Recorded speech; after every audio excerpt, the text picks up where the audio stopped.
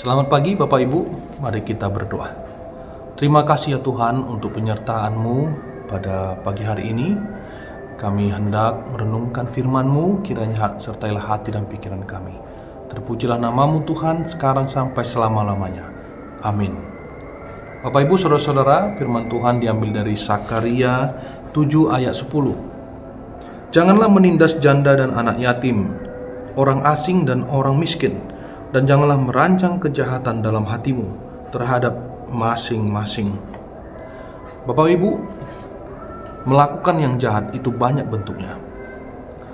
Barangkali kita berpikir melakukan yang jahat itu hanya berbicara tentang kontak fisik, melakukan tindakan yang menyakiti tubuh orang lain. Namun sesungguhnya yang terjadi dalam kehidupan kita sehari-hari lebih banyak, bahkan masif, yaitu tindakan kejahatan berupa kebijakan, keputusan, maupun merancangnya di dalam hati atau pikiran kita. Bapak Ibu, firman Tuhan juga menyampaikan bahwa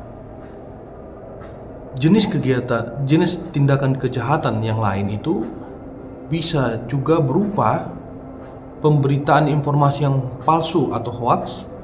Dan yang sering kita dengar hari ini adalah bullying, menindas diri atau identitas seorang lain dengan cara merendahkan harga dirinya, merendahkan jiwanya, dan membuat dia terkucil, terpojok. Inilah yang menjadi concern dalam Sakaria 7 ayat 10. Kita dilarang oleh Tuhan, Bapak Ibu, untuk melakukan hal yang demikian. Karena jika kita melakukan itu artinya kita sedang melawan Tuhan, sedang mengabaikan Sang Pencipta. Dan itu artinya diri kita sedang berhadapan dengan Tuhan.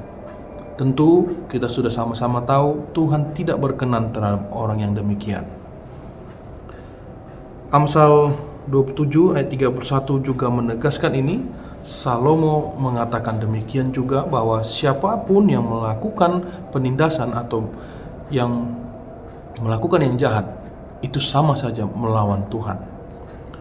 Bapak Ibu, orang-orang yang menyatakan dirinya sebagai orang Kristen dan telah bertobat, telah memulihkan dirinya, hidup seturut firman Tuhan, salah satu cirinya adalah tidak melakukan penindasan, tidak melakukan hal-hal yang jahat. Bapak Ibu, Tuhan menginginkan kita untuk tetap hidup sesuai dengan apa yang Dia telah tentukan di dalam firman Tuhan. Filipi 4 ayat 8, di sini ada satu kata yang indah, kalimat yang indah, yaitu kita diajak untuk memikirkan hanya yang baik saja, yang manis saja. Dan kita diajak untuk senantiasa memberikan pikiran-pikiran, merancang hal-hal yang positif, Bapak Ibu. Kita dituntun oleh Roh Kudus Allah untuk senantiasa bisa melakukan yang baik bagi sesama kita. Sekalipun kita sedang dalam keadaan yang tertekan, yang banyak beban ataupun masalah yang kita hadapi, sesungguhnya firman Tuhan terus menyerukan kepada kita orang percaya untuk terus memikirkan yang baik saja. Bapak Ibu, kita tidak menjadi orang Kristen yang kaku dalam kehidupan kita.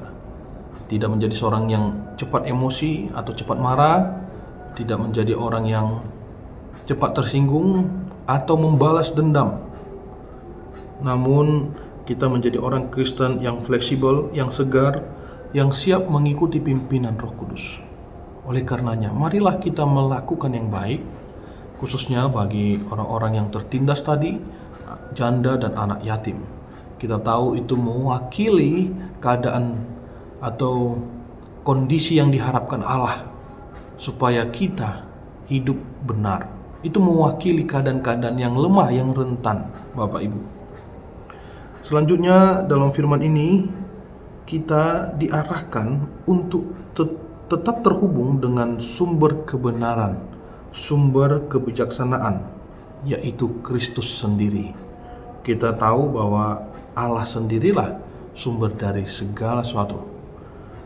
Maka marilah untuk kita terus menjaga hati dan pikiran kita, untuk terus melakukan yang baik kepada siapapun sesama kita, dan hiduplah terus dengan mendengar, membaca firman Tuhan, supaya kita tetap terhubung dengan Allah.